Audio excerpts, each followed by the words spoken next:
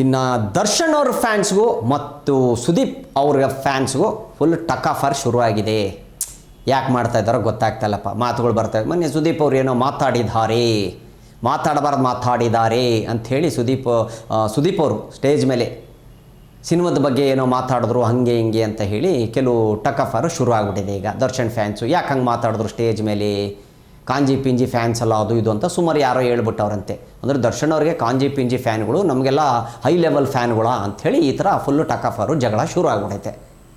ಏನು ನಡೀತೈತನೋ ಗೊತ್ತಾಗ್ತಾಯಿಲ್ಲ ಕಣಪ್ಪ. ಇದಂತೂ ಇದ್ದಿದ್ದೇ ವಾರು. ಎಲ್ರಿಗೂ ನಮಸ್ಕಾರ. ಪೊಲಿಟಿಕಲ್ ಮಸಾಲ ದೋಸೆಗೆ ಸ್ವಾಗತ ಸುಸ್ವಾಗತ. ನಾನು ಕುರಿಬಾಂಡ್ ಸುನೀಲ್.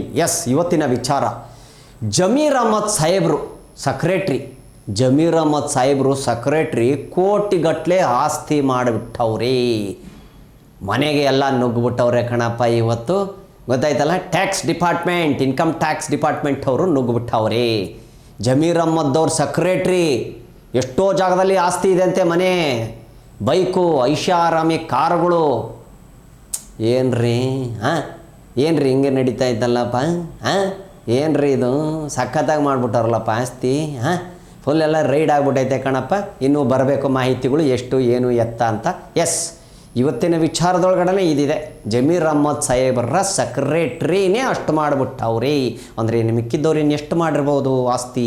ಇನ್ನು ಚಿತ್ರದುರ್ಗದಲ್ಲಿ ಬಸ್ಸು ದುರಂತ ಅಂತೆ, 17 ಜನ ಏನೋ ಸತ್ತೋಗಿದಾರಂತೆ. ಲಾರಿ ಒಂದು ಬಂದು ಗುದ್ದಿ ಇದೆ ಅಂತ ಹೇಳಿ ಮಾಹಿತಿ ಬರ್ತಾ ಇದೆ.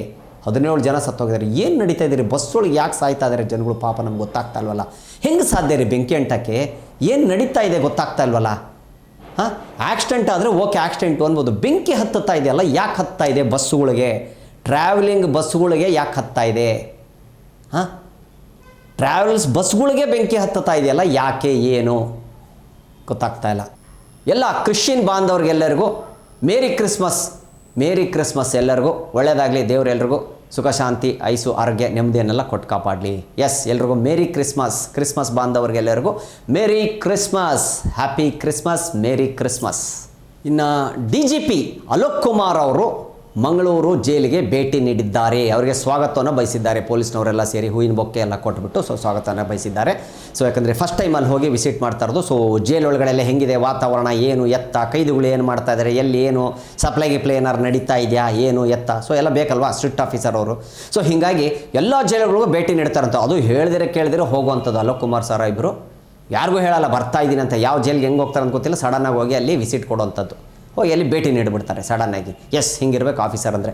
ಇನ್ನೊಂದು ವಿಚಾರ, ಇನ್ನು ಪ್ರತಾಪ್ ಸಿಂಹ BJP ಪ್ರತಾಪ್ ಸಿಂಹ ಸಾಹೇಬರು ಸ್ಕೈ ಡೈವಿಂಗ್ ದುಬೈಯಲ್ಲಿ ಹೋಗ್ಬಿಟ್ಟು ಫ್ಲೈಟಿಂದ ಮೇಲೆ ಆರ್ಬಿಟ್ಟಿದ್ದಾರೆ ಕಣಪ್ಪ. ಸ್ಕೈ ಡೈವಿಂಗ್ ಮಾಡಿದ್ದಾರೆ ಪ್ಯಾರಾಚೂಟು ಹಾಕ್ಕೊಂಡು. ನಿಜವಲ್ಲೂ ಸಿಂಹ ಅಲ್ವಾ ಹೆಸರು ಬೇರೆ, ಇನ್ನು ಕೇಳಬೇಕಾ? ಇನ್ನು ಸ್ಕೈ ಡೈವಿಂಗ್, ಅದು ಆ ಹೈಟ್ಗೆ ನಾವು ಹೈಟ್ ನೋಡಿದ್ರೆ ಕೈ ಕಾಲು ನಡುತ್ತಿತ್ತು ಅಂಥದ್ರಲ್ಲಿ ಅವರು ಸ್ಕೈ ಡೈವಿಂಗ್ ಮಾಡಿದ್ದಾರೆ.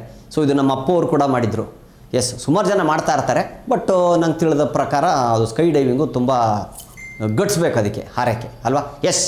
ಈಗ ಪ್ರತಾಪ್ ಸಿಂಹ ಅವರು ಏನು ಸ್ಕೈ ಡೈವಿಂಗ್ ಮಾಡಿದಾರೋ, ಇನ್ನು ಕಮೆಂಟ್ಸ್ ಒಳಗಡೆ ಕೇಳಬೇಕಾ ನೀವು? ಬಿಡಿ, ಇನ್ನು ವಿರೋಧಿ ಪಾರ್ಟಿಗಳು ಅವರು ಅಂತಿರ್ತಾರೆ, ಕಮೆಂಟ್ಸ್ಗಳು ಆಗ್ತಾನೆ ಇರ್ತಾರೆ. ಕರೆಕ್ಟ್ ಅಲ್ವಾ? ಬಿಡಿ, ಸ್ಕೈ ಡೈವಿಂಗ್ ಮಾಡಿದ್ದು ಮುಖ್ಯ. ಕಮೆಂಟ್ಸ್ ಏನಾದರೂ ಆಗಲಿ, ಕಮೆಂಟ್ಸ್ಗೆಲ್ಲ ತಲೆ ಕೆಡಿಸ್ಕೋಬಾರ್ದು ಅಲ್ವಾ. ಯಾರು ಹೆದರ್ಕೊಳ್ಳೋಕೆ ಹೋಗಬೇಡಿ. ಯಾಕೆ ಹೇಳ್ತಾ ಇದ್ದೀನಪ್ಪ ಅಂದರೆ, ಅಫ್ಘಾನಿಸ್ತಾನ್ ಪಾರ್ಲಿಮೆಂಟ್ ನೋಡಿದ್ದೀರಾ? ಅಲ್ಲಿರೋ MLAಗಳನ್ನು ನೋಡಿದ್ದೀರಾ? ಮಂತ್ರಿಗಳು ನೋಡಿದ್ದೀರಾ? ನೋಡಿಲ್ವಾ? ನೋಡಿ, ಕರೆಕ್ಟಾಗಿ ನೋಡಿ ಹೆಂಗಿದ್ದಾರೆ ಏನು ಅಂತ. ಆಮೇಲೆ ಉಗ್ರವಾದಿಗಳು ಅಂದ್ಕೊಂಡ್ರೆ ಅವರು ಉಗ್ರವಾದಿಗಳಲ್ಲ, ಅಫ್ಘಾನಿಸ್ತಾನದವರು. ನಮ್ಮ ಭಾರತ ದೇಶಕ್ಕೆ ತುಂಬ ಸ್ನೇಹಿತರು. ಅಫ್ಘಾನಿಸ್ತಾನದವರು ತುಂಬ ಸ್ನೇಹಿತರು ನಮಗೆ. ಓಕೆನಾ? ನೋಡಿದ್ರಾ ಹೇಗಿದೆ ಅಂತ? ಇದು ಅಫ್ಘಾನಿಸ್ತಾನ್ ಪಾರ್ಲಿಮೆಂಟಲ್ಲಿ ಅವ್ರು ಕೂತ್ಕೊಳ್ಳೋದೇ ಹೆಂಗೆ, ಅವ್ರು ಇರೋದೇ ಹೆಂಗೆ, ಅವ್ರ ಬಟ್ಟೆಗಳೇ ಹೆಂಗೆ, ಅವ್ರು ಇರೋದೇ ಹೆಂಗೆ ಯಾವಾಗಲೂ. ಹೆಂಗಿದೆ ನೋಡಿ ವಿಚಿತ್ರ ಅಲ್ವಾ. ಇನ್ನು ಇವರೇನಾದ್ರೂ ನಮ್ಮ ವಿಧಾನಸೌಧ ಬಂದ್ಬಿಟ್ಟು ಅಲ್ಲಿ ಹೆದರ್ಕೊಂಡು ಓಡೋಗ್ಬಿಡ್ತೀವಿ ಅಲ್ಲ ಅಲ್ವಾ. ಇನ್ನು ದೆಹಲಿಯಿಂದ ಬಂದ ಡೆಲ್ಲಿ ಹುಡುಗಿ ಬೆಂಗಳೂರು ಬಗ್ಗೆ ಏನು ಹೇಳಿದ್ದಾರೆ ಗೊತ್ತಾ? ರಾತ್ರಿ ನಾವು ಬೆಂಗಳೂರಲ್ಲಿ ಎಷ್ಟೊತ್ತು ಬೇಕಾದ್ರೂ ಓಡಾಡ್ಬೋದು, ಹುಡುಗಿರು ಅಷ್ಟು ಸೇಫ್ ಇದೆ. ನಿಜ ಹೇಳಬೇಕು ಅಂದರೆ ಭಾರತದ ಕ್ಯಾಪಿಟಲ್ ಸಿಟಿ ಅಂದರೆ ಬೆಂಗಳೂರು ಆಗಬೇಕು ಅಂತ ಹೇಳಿದ್ದಾರೆ. ದೆಹಲಿ ಒಳಗೂ ಸೇಫ್ ಇಲ್ಲ, ಹಂಗಿದೆ. ಆ್ಯಕ್ಚುಲಿ ಡೆಲ್ಲಿಯಲ್ಲೂ ಸೇಫ್ ಇಲ್ಲ ಹುಡುಗಿರಿಗೆ. ರಾತ್ರಿ ಹೊತ್ತು ಓಡಾಡೋಕ್ಕಾಗಲ್ಲ, ಭಯ ಆಗುತ್ತೆ. ಬೆಂಗಳೂರಲ್ಲಿ ರಾತ್ರಿ 10 ಗಂಟೆ 10:30 ಆದರೂ ನಾನು ಓಡಾಡ್ತಾ ಇದ್ದೀನಿ, ಆರಾಮಾಗಿದೆ, ಯಾವ ತೊಂದರೆನೂ ಇಲ್ಲ, ಅಷ್ಟು ಸೇಫ್ ಆಗಿದೆ ಬ್ಯಾಂಗ್ಳೂರು. ನಿಜ ಹೇಳಬೇಕಂದ್ರೆ ಭಾರತದ ಕ್ಯಾಪಿಟಲ್ ಸಿಟಿ ಅಂದರೆ ಅದು ಬೆಂಗಳೂರು ಮಾಡಬೇಕು ಅಂತ ಹೇಳಿರುವಂಥ ವಿಡಿಯೋ ನೋಡಿದ್ರಾ?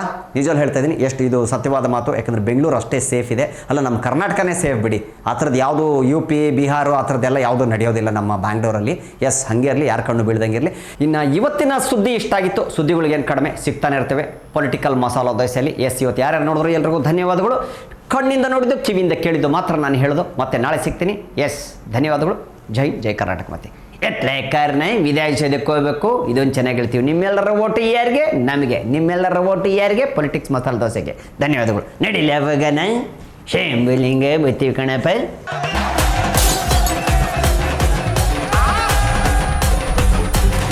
ಕ್ಷಣ ಕ್ಷಣದ ಸುದ್ದಿಗಳಿಗಾಗಿ ಫ್ರೀಡಂ ಟಿವಿ ಸಬ್ಸ್ಕ್ರೈಬ್ ಮಾಡಿ, ಲೈಕ್ ಮಾಡಿ ಹಾಗೂ ಫಾಲೋ ಮಾಡಿ. ಹೊಸ ಸುದ್ದಿಗಳ ನೋಟಿಫಿಕೇಶನ್ಗಾಗಿ ಬೆಲ್ ಐಕಾನ್ ಮೇಲೆ ಕ್ಲಿಕ್ ಮಾಡಿ.